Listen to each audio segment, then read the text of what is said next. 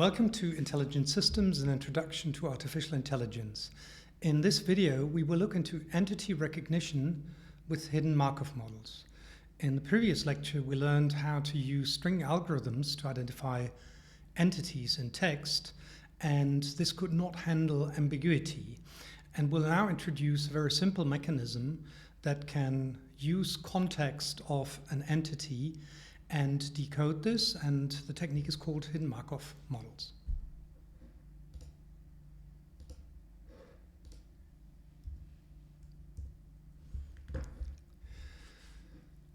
So take as an example the city Denver and the name Denver, as in John Denver, country roads take me home, for example. So when we have a sentence like Oscar went to Denver, did he go to the city or did he see somebody called Denver? So we want to resolve this ambiguity by taking the context of the entity into account. And one technique how to do that is called hidden Markov models, because it infers from a sequence of observations like Oscar went to Denver, a sequence of states like the first item is a person, then something else, and the last entity is a location. And the idea of these hidden Markov models are that we have emission probabilities. So in a given state, there are certain probabilities of emitting observations. So for example, in the state person, there's a certain probability that the observation Oscar will be emitted. But there might be also other names like Peter, Mary, Jane, and so on. Or the state other emits went. And then we have transition probabilities, and those are probabilities of how we change from one state to another. So how likely is it, for example, that the state person is succeeded directly by a state location? And this is how hidden Markov models can be formalized.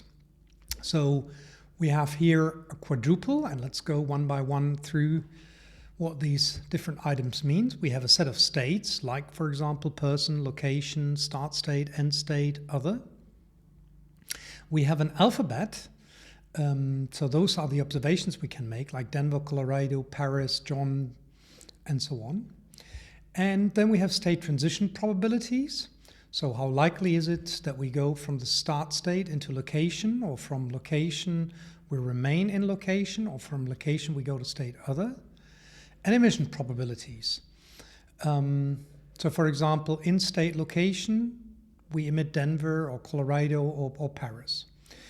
And we have initial state probabilities, so we must have a beginning. How likely is it that we start our sequence in the state person or in the start state? And these A, B, and pi are probabilities because the sum over all states in I is 1. And the sum over all possibilities of transitions from I to J must be 1. And the probability of all emissions in all states must also amount to 1. Now let's look into this more concretely with an example. So we have here the start symbol $, and the end symbol euro, and John Denver will be playing in Denver. And we have another sentence. Denver is a city in Colorado. John and Paris went to Washington. The Oscar goes to Denzel, Washington. Oscar lives in Washington. And you see all of this ambiguity. Oscar here is a prize, here it is a person. Paris is over here, not a city, but it's rather a person. Washington is not a name, but it's rather a location, right? So we have plenty of examples here where sometimes a word is a location, sometimes it's something else, and sometimes it's a person. This is our training data. So important, hidden Markov models are a supervised technique. That means we need training data. And that means somebody sat down and labeled these sentences and gave us a sequence of states that is correct, which is here, for example, start, person, other, location, end. or here start, location, 4 times other, location, end.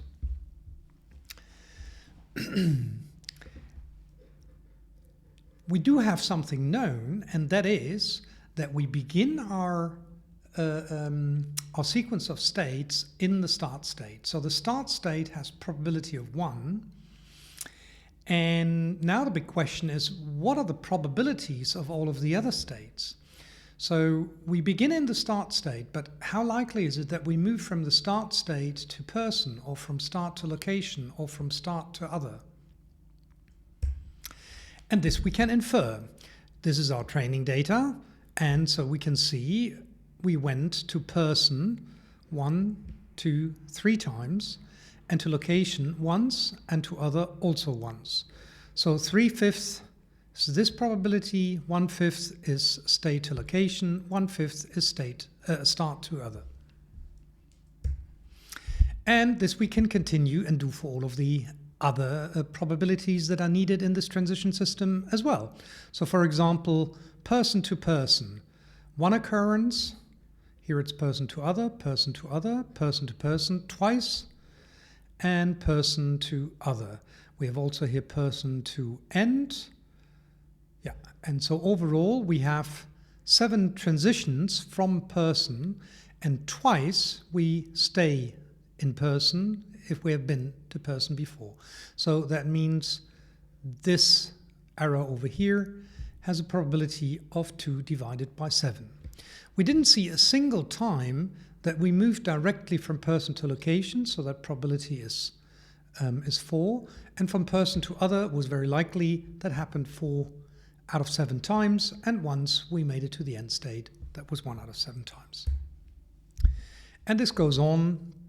So here for location to end, and you see location to end happens quite frequently. So after seeing a location 4 out of 5 times, we go into the end state. And to complete the picture, here are the numbers for other.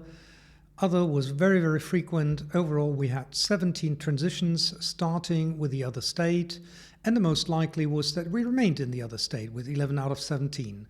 Location came after other 4 out of 17 times, and person only 2 out of 17 times. So how can we estimate the emission probability? So we want to know how likely it is that we see a certain observation in a given state. And for that we can have the associations given over here. We see, for example, that in person, once we had John, once we had Denver, once we had John over here, so that means it's the second time already. And that means for the state P, we have John 2 out of 7 times. Denver, we had 1 out of 7 times. Denzel, 1 out of 7 times. Paris, 1 out of 7 times, and so on and so on. The start symbol had a probability of 1. We had 5 occurrences of the start symbol, $, and it was always in the state S. And the same for the end symbol.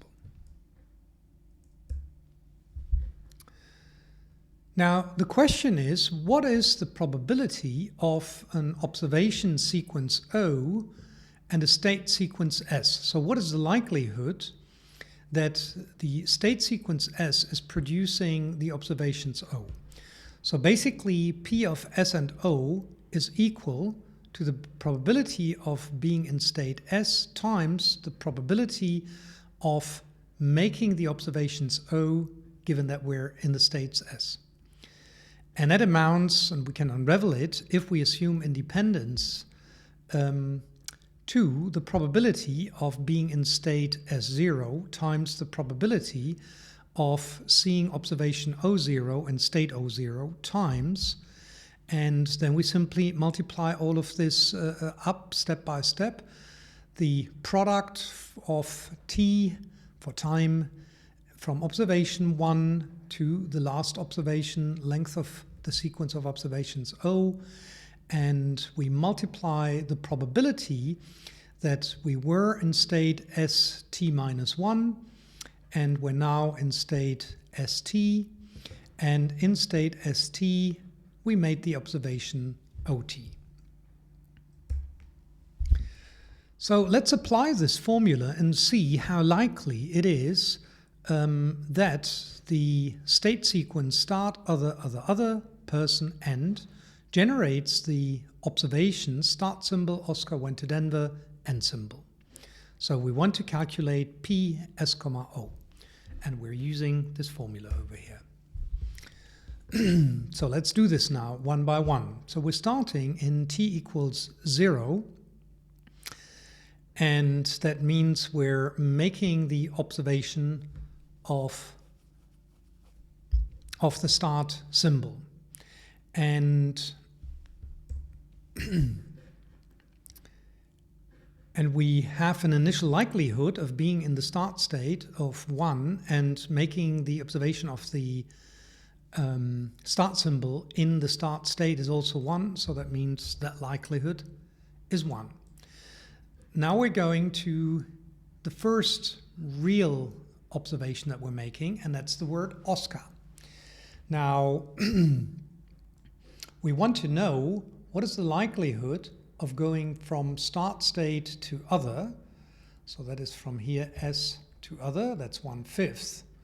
And in the other state, we're making the observation Oscar, that's 1/17. So that means we multiply the one we had already times 1/5 times 1/17. And we're now with the next word, and time has moved forward by 1, we're at went. And that means we have gone from other to other, and in other we observed went. From other to other has a likelihood of 11/17, and observing in the state other went has a likelihood of 1/17. So we multiply these two values over here and expand our overall likelihood by this term. So something similar happens for Denver. Now we're going from other to P. So other to person is, I think, 4/5. That's this arc over here. And in person to observe Denver has a probability of 1/7. So 2/17. Yeah, that was the likelihood over here, times 1/7. That was the likelihood over there. And then finally, we want to know what is the likelihood of going from person to end and seeing the end symbol in the final state. And from person to end has a probability of 1/7, and observing end symbol in the end state is 1. So 1/7 times 1, and then we can calculate this, and we get 8.18 times 10 to the power of -8. So that is the likelihood of this state producing that sequence. But obviously that is not very good, right? We just have a number here, but if you would have asked us, Oscar went to Denver, then you would probably have said, well, Oscar is clearly a name, went and to are other, and Denver, yeah, could be a city, but could also be a name, and then you would just pick one of the two. But that sequence here, you would definitely intuitively consider as unlikely. So how can we determine that? Well, obviously, we can write down all of the possibilities of sequences that could have produced our sentence, Oscar went to Denver. And for one, we have calculated already the likelihood. And one of you maybe have said, okay, person, other person is the thing. Somebody else would have said person, other location is the thing. We just need to calculate all of these probabilities. And then, of course, also those probabilities that are even more unlikely, like other location. Now, the big problem with this is that we have, again, as we have seen many times in this course, a state explosion that is problematic in practice, because the moment we have even modest-sized examples, we cannot really handle this state explosion. So if we assume that the sequences have length n, and we have an amount of s states, then basically s to the power of n is what we're dealing with. And even for our trivial example of n equals 6, and there just being 5 states, it means there are 15,000 possibilities that we have to consider. Yeah, so even for this trivial example, this is already quite a staggering calculation. And of course, we know right away that there are parts in this calculation that make no sense at all, because we know that the start state must be in the beginning. It makes no sense at all to have the start state in the middle and the end state at the beginning. So that can be excluded right away. We know this S comes first, E comes last. And over this, of course, there might be a dispute. So how can we maximize the state sequence to get the highest likelihood PSO? And for that, there is an algorithm called the Viterbi algorithm that is very old. It comes from the late 60s. And that uses dynamic programming in order to calculate this likelihood. So the key insight is really just that we formulate these probabilities as a recursive formula, and the recursion we handle by storing intermediate results in a matrix. So let's see what the recursion is looking like. So we have a base case which considers the probability of emitting the start symbol. So this will be very, very simple, because only in the start state we're emitting the start symbol, and any others we don't, and that means they're all zero. And then we have kind of the true workhorse, that's the recursion. So the probability of a state, and now really comes the important bit to which you have to pay attention, is the highest probability after making our previous observation. So we've moved one time step forward, and times the probability of making the transition from the state that gave us this high probability in the previous observation. So how likely is it to make the transition to the current state? And then we have to multiply this by the probability to see the observation we're seeing in the current state. So those three terms get multiplied, and we maximize over those two. Yeah, because both of them refer to the state in the previous observation, and this considers only the current observation, so we don't need to maximize over that. Now let's turn this intuitive description of the formula into notation, and we use an uppercase pi for the initial state probabilities, A for the transition probabilities, B for the emission probabilities, and the indices J and R, they range over states, and index I ranges over observations. And that's what we get. So what we want to compute overall is f of ji, where I is an index for an observation. So ultimately, we want to have that probability for the last observation in our sequence. And j is the index of a state, or is a state. So let's consider the base case. Fj0 is equal to the initial state probability of that state j times the probability of emitting in state j the first observation. Yeah, and the first observation is always the start symbol. So this 0 means here start symbol. So how likely is it that in j we observe the start symbol, and that likelihood is 1 for the start state, and for all others it's 0. And we have only one start state, so that would have the initial probability of 1, and all the others would have 0. So that is a fairly trivial and easy to compute case. But now comes the recursion. Now let's turn that into formulae, and what we have is fji is equal to the maximum over states r, and we have in the previous observation I minus 1 gotten the probability for state r, and we multiply this by the transition probability of going from r to j, and the transition probability is indicated by a. Over this we maximize, and then we multiply this whole optimized transition by the likelihood of being in state j and seeing observation I.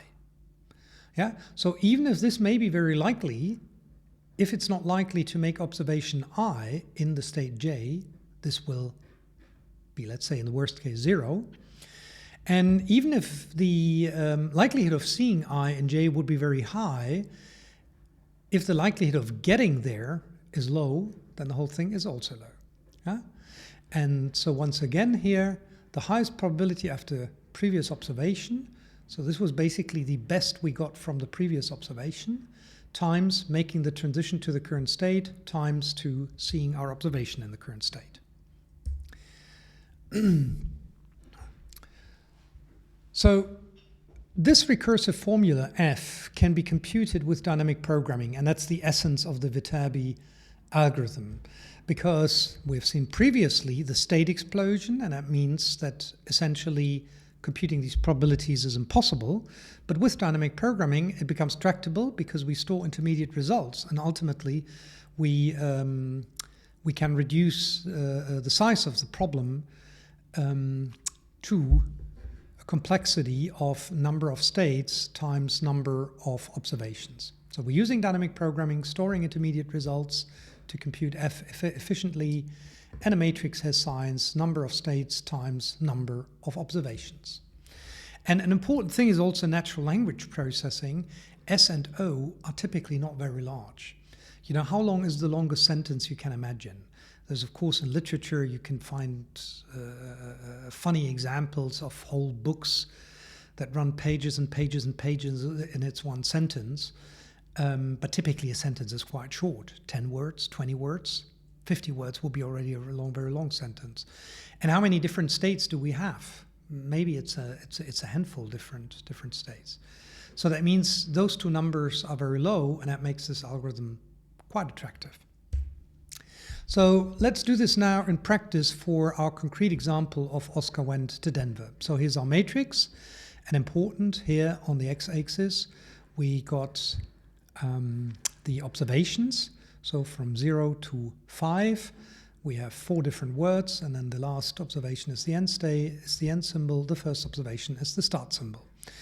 And we have 5 different states: PLO, proper ones, person, location, other, but also the start state and the end state. We initialize over here with this formula, and only in the start state, making the observation of the start symbol, we get for this formula 1. Both terms are 1, so it's 1 times 1. And for the other cases, it's 0 times 0. Yeah, so that is the base case, and then all of this is computed from this formula over here. And we proceed by going from 0 to 1, from 1 to 2, 2 to 3, and so on in the observations. That means we're starting here, and it doesn't really matter in which order we're picking here the states. So that means I has incremented from 0 to 1, and we're now considering this case here where I is greater 0. So I is equal 1, and we're calculating all fj1. And they amount to the maximum r for fr0, so we're pointing back here, and we're considering all of these r. So r is basically successively taking S, P, L, O, E as value. We multiply by the transition to one of these states and multiply that with the emission probability. So essentially we have to do in this step here, to fill in this, we have to consider all against all previous ones.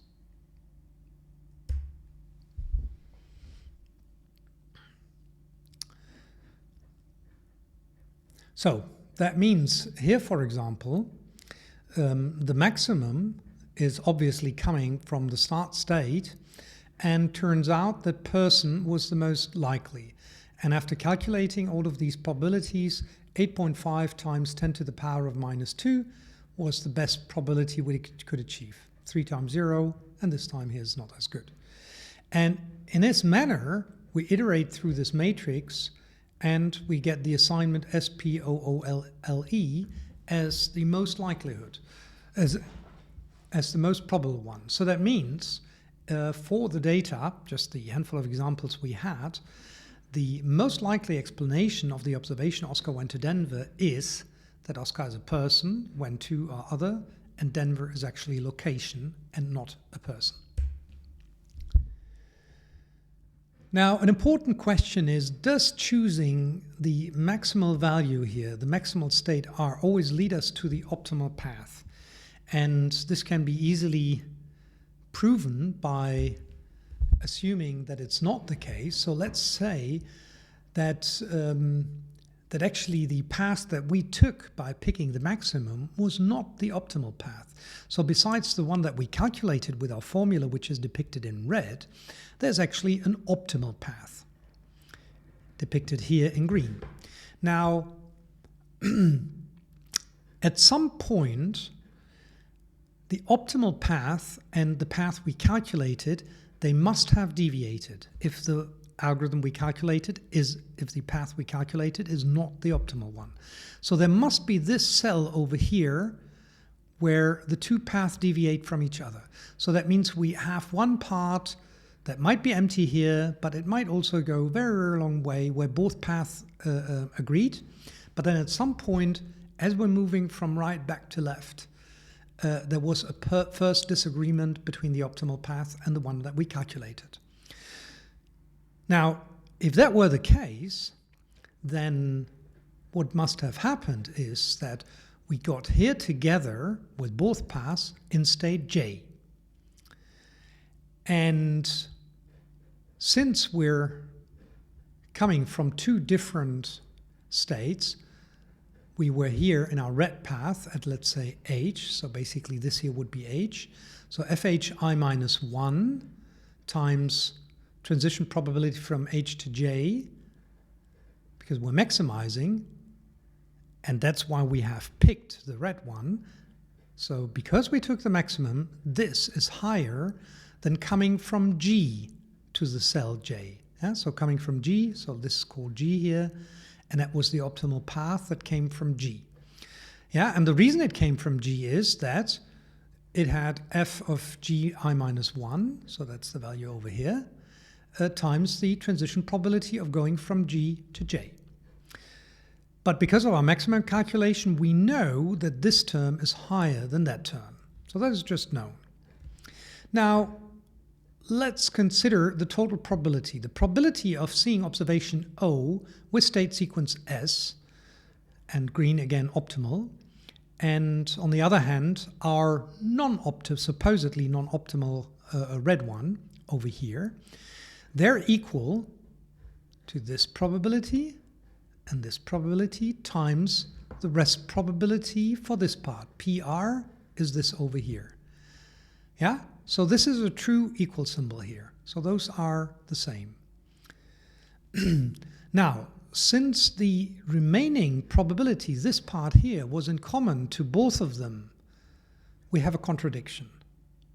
Yeah? On the one hand, we know that through the maximum calculation, the red part is bigger than the green part. This is the exact formal definition of those overall probabilities. And from this and this, we can infer that POS prime is bigger than POS. And that is contradictory to our assumption that POS is the optimal path. So it's not the optimal path. So that's the proof that our algorithm has calculated the optimal explanation for the observations that we're making. So take-home message: hidden Markov models can infer from a sequence of observations a sequence of states. The Viterbi algorithm computes the optimal sequence of states for a given sequence of observations, and it uses dynamic programming and stores the intermediate results in a matrix.